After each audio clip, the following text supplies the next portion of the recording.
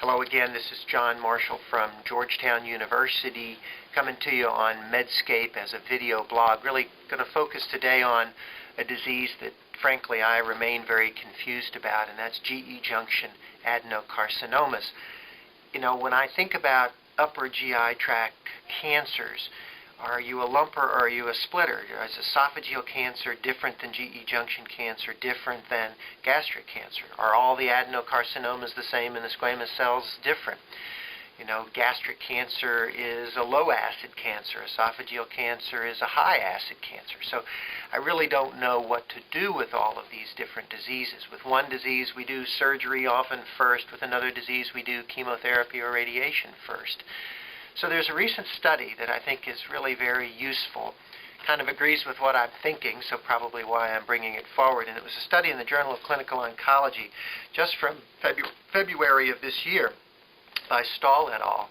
And they took patients with adenocarcinomas of the GE junction and randomized them to getting chemotherapy first followed by surgery versus chemo, then chemoradiation, then surgery, and compared the outcome. Now, the study was very slow to accrue and did not meet its total accrual endpoints, but it did actually accrue quite a number of patients, and they were able to go back and analyze these groups of patients. And the results showed that the patients who got chemotherapy, then chemoradiation, and then surgery actually had a better outcome. There was, of course, a higher pathologic complete response rate, and that pathologic complete response rate did translate into an improvement in overall outcome.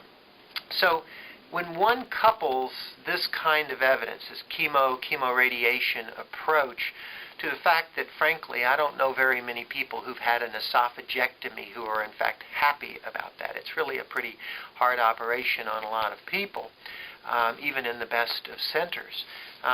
You know, you start to wonder, can we get to a place where we can begin to do, if you will, organ preservation kinds of approaches like we do in upper aerodigestive tumors, head and neck, and laryngeal tumors, and all the way at the other end with anal cancers, where chemoradiation is sort of a standard approach. So using this study as a groundwork, I would certainly encourage us all to consider more neoadjuvant type approaches, particularly in that higher stage adenocarcinoma of the GE junction, and see if we can enrich the number of patients who need surgery and will benefit from surgery.